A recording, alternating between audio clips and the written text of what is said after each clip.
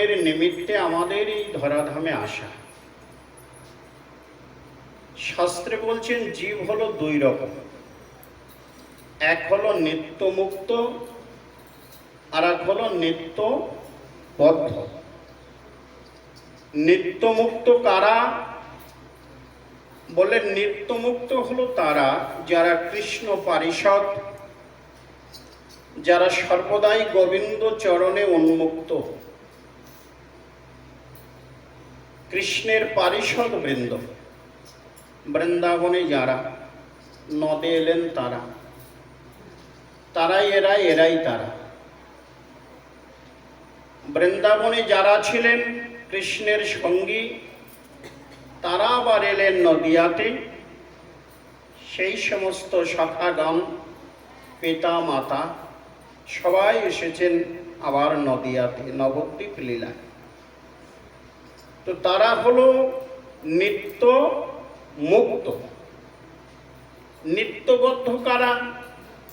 বলে নিত্যবদ্ধ হয়েছি আমরা, যারা আমরা মায়ায় মুগ্ধ হয়ে আছি। আমরা হয়েছি সেই স্বরূপ ভোলা জীব। স্বরূপ ভোলা জীব, আমরা ভোলা জীব, আমরা ভুলে আছি। কবে? বললেন কৃষ্ণ ভুলি সেই জীব অনাদি বহির মুখ, অতএব মায়া তারি দেন সংসার দুঃখ। আমরা অনাদিকাল হইতে ভুলে আছি। শুধু আজকের ভোলার রূপটা আমাদের আজকের নয়, অনাদিকাল হইতে আমরা ভুলে আছি। স্বরূপ ভোলা জীব, নিজের স্বরূপ আমরা চিনি না, জানি না। তাই দেখুন ভাগবতে তার দৃষ্টান্ত দিচ্ছেন কি, এক সিংহী সে বাচ্চা প্রসব করেছে। বাচ্চা প্রসব করার পরে তার এমন জল পিপাসা লেগেছে, পিপাসার্ত হয়ে সিংহীটি কি করলেন, বাচ্চা প্রসব করা মাত্রই সে ছুটে গেলেন জলের অন্বেষণে। অদূরে দেখতে পেলেন একটি কুয়া। এইবার সিংহীটা ওই কুয়াকে লক্ষ্য করে কুয়ার কাছে গিয়ে যখন নিচের দিকে তাকিয়েছে, দেখলেন জল দেখা যায়। সিংহীটি কি করলো, কুয়ার মতো ঝাঁপ দিয়ে পড়ল। যে না ঝাঁপ দিয়ে পড়েছে, জল পিপাসা তো নির্বাপন হলো, পিপাসা তো নিবৃত্তি হয়েছে, কিন্তু সেখান থেকে সে আর উঠতে পারল না। সিংহীটি ওখানেই মারা যায়। সিংহীর বাচ্চাটি ওই অবস্থায়, সে তো সবে জন্মগ্রহণ করেছে, সে ওখানেই আছে, মাকে খুঁজছে, চারিদিকে এদিকে ওদিকে তাকাচ্ছে, কিন্তু দেখতে পাচ্ছে না, ওখানেই আছে। এইবার একদল হরিণী কি করছে, একটি সরোবরের তীর দিয়ে সুন্দর মনোরম পরিবেশে তারা ছুটে ছুটে চলেছে। আর একটি মৃগী, তার একটা বাচ্চা হয়েছিল, বাচ্চাটি মারা যায়। এখন এই ভারাক্রান্ত মৃগী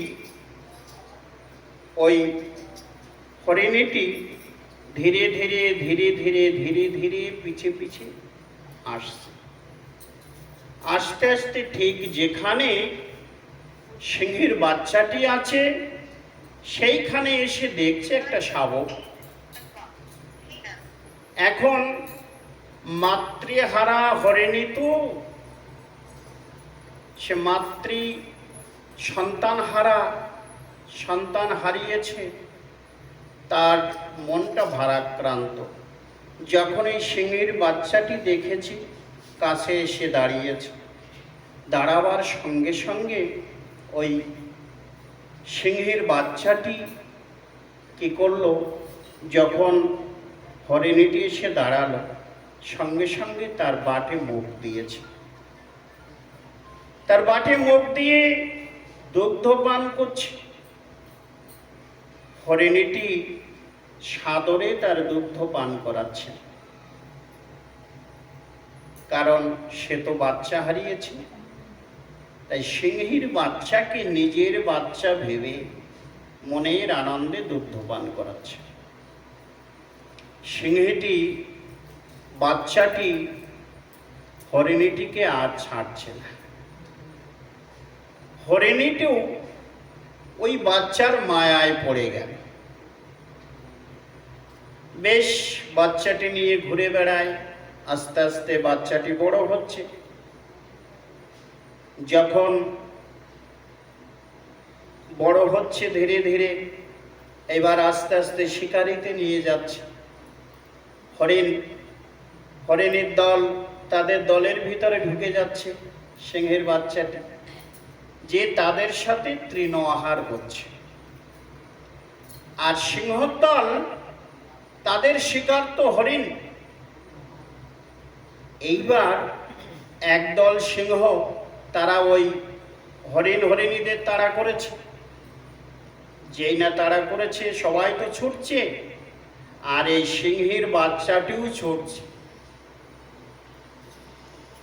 সিংহের দল যে সর্দার, মানে যে আর কি বলিষ্ঠ নেতা, সে কি করছে, সে মনে মনে ভাবছে, আচ্ছা আমরা হরিণীর দলকে ধাওয়া করেছি, কিন্তু তার মধ্যে একটা আমাদের জাত ভাই কেন, ব্যাপারটা কি? হ্যাঁ, এ কি? আর আমাদের ভয়ে দৌড়াচ্ছে কেন? সে যদি আমাদের দলের হবে তাহলে সে দৌড়াবে কেন? তাহলে তো নিশ্চয় কোনো ব্যাপার আছে। কি করলেন, আজকে সবাই যখন ছুটছে, ওই সিংহটাও ছুটে গিয়ে ওই সিংহের শাবকটিকে ধরলেন। এই, এদিকে এসো, কি ব্যাপার, তুমি ছুটছো কেন? ও তো থরথর করে কাঁপছে, আমাকে খেয়ে ফেলবে, আমাকে ধরে ফেললো, আমি তো মারা যাবো, আমাকে খেয়ে ফেলবে। এবার বলছে, থামো, তুমি কে জানো? তুমি আমাদের দলের লোক, আমাদের মতো দেখতে, তুমি আমাদের মতো সিংহ। কিন্তু শাবকটি তো মানতে চাচ্ছে না, কারণ সে তো হরিণীর সাথে বড় হয়েছে, হরিণ দলের সাথেই তো বড় হয়েছে। সে তো তার জাত স্বভাব জানে না, চেনে না। এইবার যথারীতি ওই দলনেতা বড় সিংহ বলে, চল এইদিকে আয়, আমার কাছে আয়, চল দেখি, তোকে দেখাই, তুই আমার মতনই দেখতে, চল। ওকে ধরে নিয়ে এসেছে। সুন্দর একটি স্বচ্ছ নির্মল পানি, সেই নদীর কাছে নিয়ে এসেছে। দেখ, আমার রূপটা দেখ আর তোর রূপটা দেখ। হ্যাঁ, দেখছি একই রকম। দেখেছিস, বলেছিলাম না তুই আমাদের মতো সিংহ। এই দেখ, স্বরূপ চেন, বকা কথাকার স্বরূপ চেন। দেখালেন, শোন, তোর খাবার হলো ওই যে যাদের সাথে তুই চড়ে বেড়াচ্ছিস, যাদের সঙ্গে তুই তৃণ আহার করছিস, ওরাই হলো আমাদের শিকার, আমাদের খাবার বস্তু। তাহলে তোর স্বভাব কি? স্বভাব হলো সিংহ। তোর হুঙ্কার, যখন এ হুঙ্কার দিল, ওই সিংহী শাবকটি হুঙ্কার দিয়ে উঠল। এইবার তার স্বরূপ চেনা হয়ে গেল। সে তখন হিংস্র হয়ে উঠল। সে তখন ওই হরিণীদের শিকার করতে যায়। তাহলে এই হলো স্বরূপ। স্বরূপ চিনালেন, তুই নিজ স্বরূপ চিনিস না? এই দেখ, তোর স্বরূপ হলো সিংহ, তুই সিংহ। তা আমাদেরও সেই স্বরূপ ভোলা জীব। আমরা যে মানুষ, আমরা যে কৃষ্ণ ভজন করতে এসেছি, আমরাও কিন্তু স্বরূপ ভুলে গেছি। আমাদের স্বরূপ কি?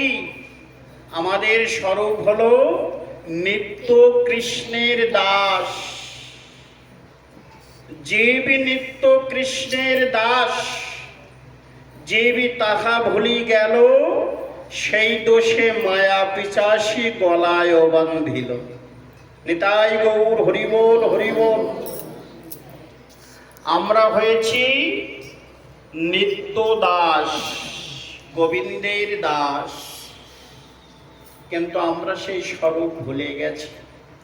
আমরা সেটাকে ভুলে গিয়ে মায়ার দাসত্ব করে চলেছি। আমরা মায়ার দাসত্ব করছি। আমাদের সম্বন্ধ স্থাপন করতে হবে। সম্বন্ধ কিসের সম্বন্ধ? বললেন কৃষ্ণের সাথে সম্বন্ধ, গোবিন্দের সাথে সম্বন্ধ। এই সম্বন্ধ স্থাপন করতে হবে। শাস্ত্রে বললেন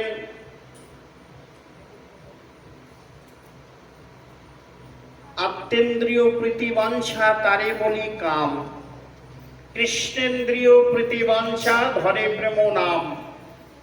আত্মসুখের জন্য আমরা যা কিছু করি, এই যে আমরা ঘর বাড়ি, এত আরাম আয়েশ, এত সুন্দর গাড়ি, এত সুন্দর বাড়ি, তালার পরে তালা, এত কিছু যে আমরা সাজাই, এত কিছু করি, মানে সংসারটাকে আরো গুছাবার জন্য আমরা মাথার ঘাম পায়ে ফেলে ছুটতেই থাকি অর্থের পিছনে। এতে আমাদের কি হচ্ছে? বললেন আত্মসুখ বাড়ছে। আত্মেন্দ্রিয়, এগুলো তো আত্মসুখের জন্য। আমরা আমাদের মনে চায় না তো ঠাকুরের জন্য একটু ভালো ঘর করি, ঠাকুরের জন্য একটা জায়গা করি, ঠাকুরের জন্য আমি একটু পরিপাটি করে সাজাই, একটু বিগ্রহ আনি, একটু তার সেবা পূজায় লাগি। এই বাসনা তো আমাদের জাগে না।